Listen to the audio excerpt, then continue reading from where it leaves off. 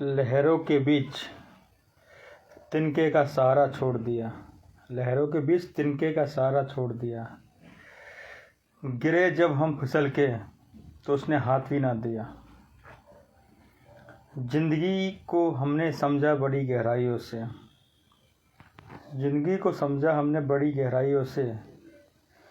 जिसको अपना समझा, वक्त आने पर सबने अपना बनाने से मना कर दिया।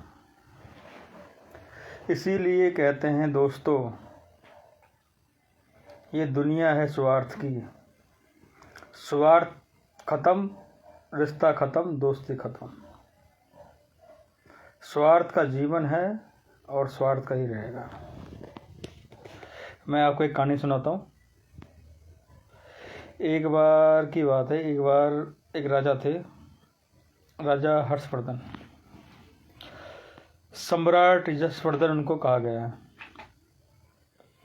तो उनके राज्य में प्रजा बहुत सुखी थी। बड़े तेजस्वी तपस्वी राजा थे। मौर्य वंश से आया करते थे।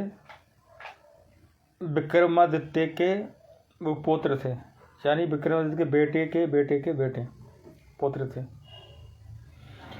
तो एक बार क्या हुआ, वो एक जंगल में जा रहे थे शिकार खेलने के लिए। तो वहाँ एक व्यक्ति बीमार पड़ा हुआ उनको दिखाई दिया।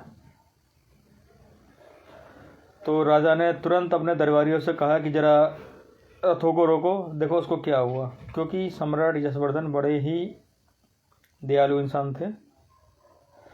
और जैसे उसके पास गए तो देखा वो उनका बहुत पुराना मित्र था। तो बोला, मित्र तुम्हारी ये हालत कैसे हुई?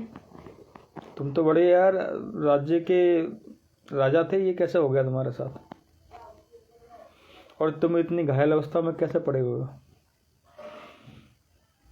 तो बेचारे उस दोस्त ने कोई जवाब नहीं दिया और वो शांत रहा।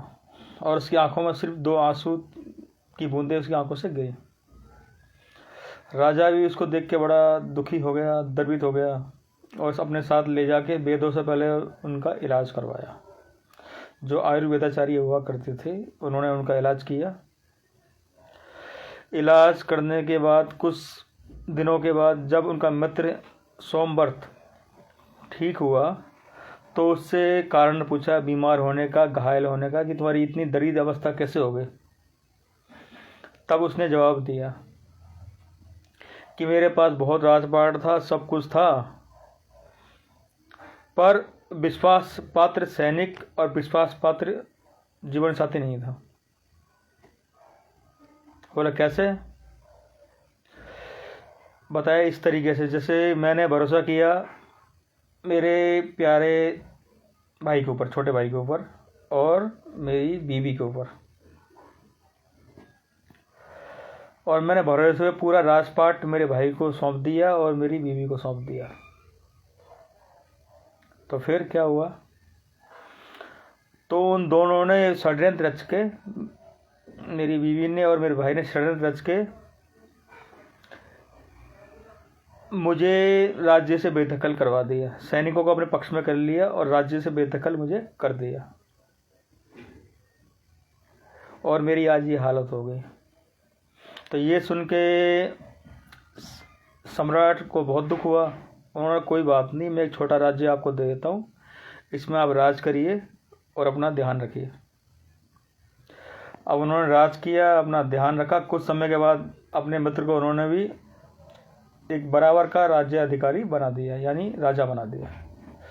तो इस कहानी का कहने का अर्थ यह है कि कभी भी किसी भी व्यक्ति के ऊपर, चाहे सगे से सगा भाई क्यों ना हो, सगे से सगा मित्र क्यों ना हो, सगे से सगा परिवार का सदस्य क्यों ना हो, आंख बंद करके किसी पे भरोसा नहीं करना चाहिए।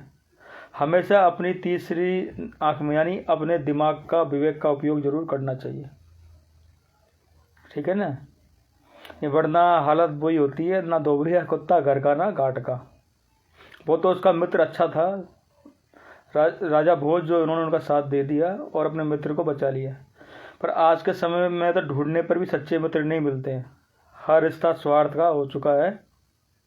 इसलिए जैसे कहावत है ना, दूध पियो छान कर और व्यक्ति से दोस्ती करो जानकर। ठीक है, कभी भी अपने राज, अपने रहस्य तुरंत नहीं खोल देने चाहिए, वरना एक होता है धोबी कुत्ता घर का ना घाट का।